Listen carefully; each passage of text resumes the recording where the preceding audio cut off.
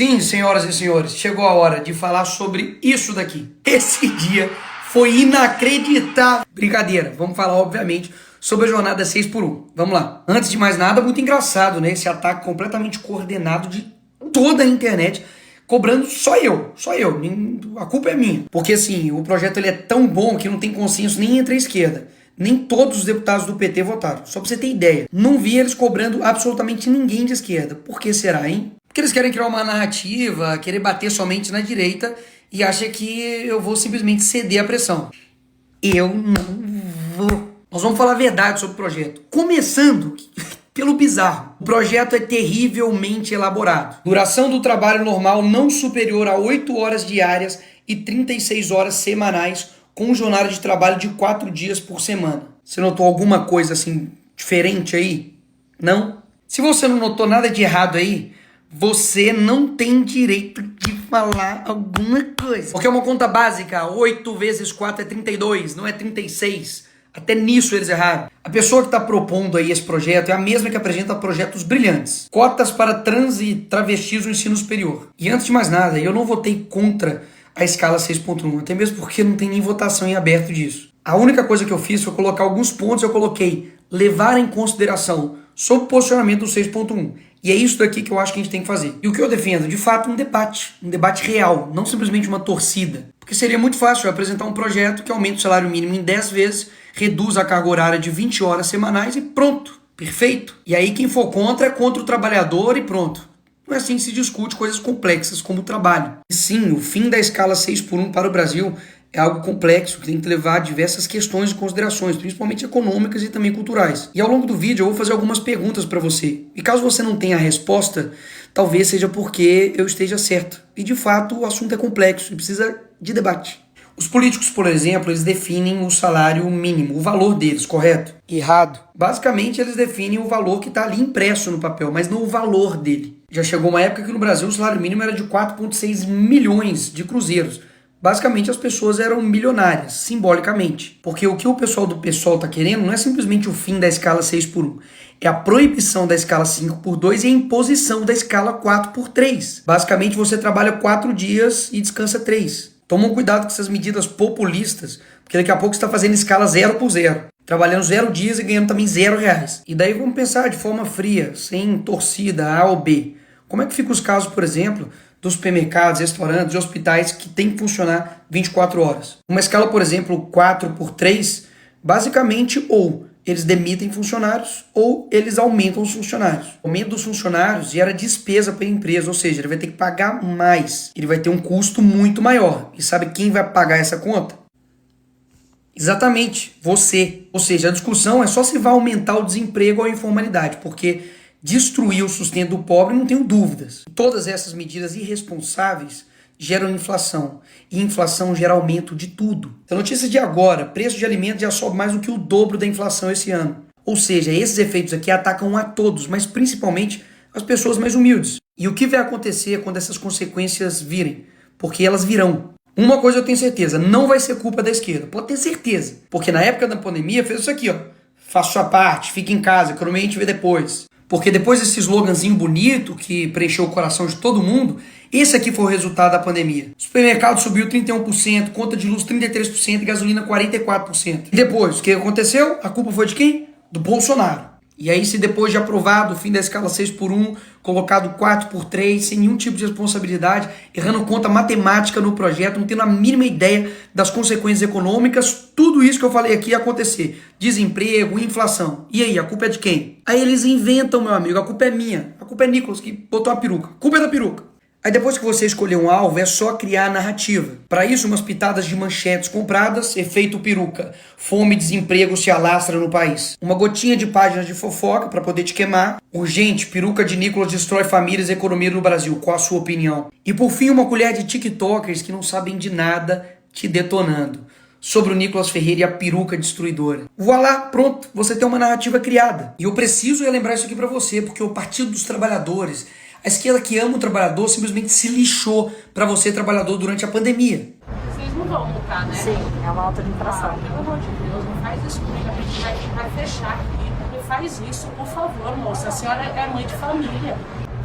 Pelo amor de Deus, tudo que eu tinha eu coloquei aqui. Pelo amor de Deus, o que é isso? Ou seja, na hora de enfrentar as consequências mirabolantes da esquerda, não é o Lula, o deputado que vai enfrentar, é você. E eu não tô defendendo trabalhador, não é de agora não, e nem com um discursozinho para poder ganhar voto não. Inclusive vários vereadores que são a favor do lockdown estão se arriscando para vir trabalhar aqui na Câmara. Mas o trabalhador não pode se arriscar para levar o pão para dentro de casa. Então é muito fácil ter o salário em dia, certinho, e impedindo o trabalhador de trabalhar. Inclusive, eu lanço aqui uma campanha. Político que é a favor de lockdown, adote um desempregado e pague as contas dele. Obrigado, presidente. Essa época escancarou para todo mundo o tanto que eles estão se lixando para você. E agora eles são os únicos preocupados com os trabalhadores. Entenda, a esquerda faz de tudo pro voto. Tudo. E amam vender um discurso fácil. Para de comprar isso, que o Brasil vai para frente. Vai por mim. Mas vamos continuar. Será que esse pessoal realmente está preocupado com o dinheiro público, que é o seu dinheiro? Vamos ver. 1,5 milhão tá quase de fundo, que é o seu dinheiro, basicamente sendo usado para poder financiar a campanha política. Glauber Braga aí também, ó, que fez desafio para os bolsonaristas, dá só uma olhada também. Quase também 1,5 milhão também, ó, do PSOL, Partido Socialismo e Liberdade. Gasto seu dinheiro da forma que eu quero. E essa galerinha que fala que a gente não trabalha, etc. Fazendo um rápido comparativo aqui entre o Glauber, que apresentou 120 propostas e 0 relatadas, eu tenho 205 e 2 relatadas. Ou seja, eles amam os números, falar de projetos, etc e tal. Tá aí os números. Eu, inclusive, tenho 30 projetos de leis apresentados, que eu vou postar no meu Instagram agora, pode ir lá ver. E não tenho nenhuma falta em plenário. 0. Ou seja, aqui vai um ponto interessante. Eu tenho visto muita gente indignada com o Estado, mas muitas vezes não sabe se expressar. E basicamente quer colocar no bolo todo mundo. Imagina se eu falasse que todo policial militar não trabalha, ou que todo advogado é arrogante, ou que todo jogador de futebol é metido. É verdade? Não seria verdade. Ou seja, da mesma forma como eu também fiquei indignado que o gasto público é absurdo, com coisas mirabolantes, você precisa entender que nem todo político é como eles. E esse é um dos motivos que literalmente eu entrei, por exemplo, para política, para poder mostrar que dá para fazer algo diferente. Caso contrário, só vai realmente ficar essa mesma galerinha aí. Eu vou te mostrar quem é essa galerinha aí. Galerinha que fala mal de empresário, que mete o pau, fala que eles são malvadões, etc. Mas que na hora da campanha eleitoral, o FHC, o Lema, aquele mesmo bilionário que quebrou Americanas, tá financiando candidatos do PSOL, do PCdoB e do PT. Essa galerinha do PSOL, do PT, da esquerda, que adora acusar a direita de ser contra o trabalhador, tá dando poder para bilionário e empresário para comandar, sabe o quê? A educação do nosso país. Eu também fico puto com a diferença de salário de um deputado, de um senador, um trabalhador comum do Brasil, mas concorda que eu não tenho culpa do salário que é de deputado. Agora, onde está toda essa indignação quando, por exemplo, na Lava Jato, um esquema de corrupção aconteceu no governo do PT, que quebrou quase 5 milhões de empregos? Onde que estava esse pessoal? Cadê a indignação deles quando o STF está gastando 1 milhão em lagostas e vinhos? Cadê a indignação quando o judiciário do nosso país custa 132 bilhões do nosso dinheiro? Ninguém tirou mais dinheiro do bolso do pagador de imposto do que o Lula. Só esse ano foram 3 trilhões em impostos arrecadados. Cadê a indignação? Cadê a indignação quando o Lula corta verba de bolsa de estudo, educação básica, farmácia popular? Quando ele corta 4 bilhões da saúde, educação, ciência e tecnologia? Cadê? Cadê a indignação quando o Lula colocou 37 ministérios e agora já está com 40? E eu votei contra isso. E o PT, a esquerda inteira, votou a favor disso. Quem sustenta esses ministérios? Adivinha? Você?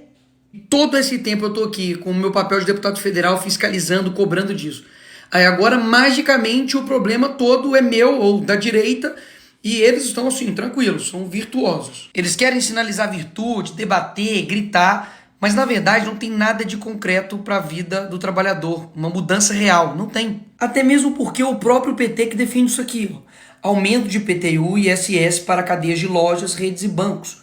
Ou seja, é aumento que no fim das contas rebate em você. É a forma tributária aí do Lula que só está encarecendo as coisas. Boulos, que é uma figura aí do pessoal, gastou 80 milhões, é quase esse dinheiro todo, de dinheiro do fundo eleitoral, para poder fazer campanha. O Lula só nos primeiros meses do ano já gastou 170 milhões em cartão corporativo. Tá gastando quase 1 bilhão da sua grana com publicidade em pleno ano eleitoral. Ô, coincidência! Já gastou mais de 3 bilhões só com diárias e passagem, viajando ao mundo. Só na África foi 200 mil reais da sua grana para sustentar lá o pai dos pobres. Gastou 216 mil reais para ficar em hotel de luxo, enquanto o Palácio da Alvorada estava sendo reformado.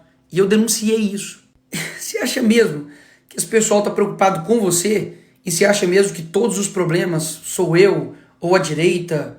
Poxa, não dá. É inegável que a escala 6x1 é exaustiva para o brasileiro. Mas a gente precisa debater. E não é porque eu não trabalho nessa escala que eu simplesmente não devo ser ouvido ou eu não devo abrir o debate. E é isso que eu quero fazer e é o que eu estou fazendo aqui. Só que eu vou te levar ao problema real. E não vou ficar falando coisas simplesmente para poder te agradar ou para eu ter votos. Muita gente falou, Nicolas, toma cuidado, não faz esse vídeo, é muito sensível. Eu sei que é sensível, mas eu acredito que todo mundo tem uma capacidade de entender as coisas. E é por isso que eu estou falando aqui com você. Eu sei que você já ouviu que o brasileiro produz muito pouco. E olha, o brasileiro leva 1 hora para produzir o que o americano faz em 15 minutos. E por quê? Será que é porque o brasileiro é preguiçoso, ele não trabalha? Claro que não, você sabe disso, você trabalha pra caramba. Um dos motivos é que o brasileiro demora 1, 2, 3 horas para chegar no seu serviço e mais 2, 3 horas para poder voltar. É claro que vai perder a produtividade dessa forma. Você praticamente perde seu tempo inteiro somente em trânsito. Só que esse tipo de coisa acaba passando batido. Porque a gente está tão acostumado com um transporte público de merda desse que, enfim, ficou normal. A criminalidade atrapalha também a produtividade do brasileiro. Porque afinal de contas, ele está lá parado no ponto de ônibus e vê um bandido e rouba o celular dele. Porque ele dividiu em 12, em 30 vezes. Se ele passa mal, lascou. O cara fica lá 8, 12, 1, 2 dias parado para poder ter uma consulta. Quando chove, a rua da sua cidade fica dessa forma, uma porcaria. É uma linha de asfalto. Claro que isso também atrapalha a produtividade. Se você tem um carro, você vai ter gastos com ele, porque não tem carro que sobreviva a isso aqui. E gradativamente dessa forma, durante o seu dia você não percebe. Mas o Estado está te ferrando. Então eu concordo, o debate é muito mais do que simplesmente direita e esquerda. É sobre um Estado preguiçoso, grande, que te suga e não te entrega nada. E o responsável por executar tudo isso é o poder executivo. E eu não vou falar a resposta não, você responde aí na sua casa. Nos últimos 30 anos, qual é a ideologia que predomina nos poderes executivos? Presidente, governador e prefeito. Então, ou seja, o buraco é muito mais embaixo. E pessoas assim, que têm essa postura, quando alguém não concorda 100% com essa pessoa e discorda, ela passa a ser traidora, ela passa a ser uma inimiga. Muito dificilmente desse tipo de gente vai vir alguma coisa que realmente vai te ajudar. Neymar tem um salário de 21 milhões por mês. Temos aqui derrotar o Bolsonaro e taxar as grandes fortunas. Esse tipo de gente que vai te ajudar? Sério mesmo. Gente que fala mal do Neymar, tô brincando, mas gente que tem um pensamento tão esdrúxulo assim, que basicamente tem um ódio, tem uma raiva de empresários, de quem gera emprego, de quem gera renda. E na verdade ele é um hipócrita que se coloca em defesa dos trabalhadores, mas que simplesmente tanto o seu partido, ou o partido que está na presidência, o PT, nada faz por eles. Propostas tão esdrúxulas que fez 8 vezes 4 virar 36.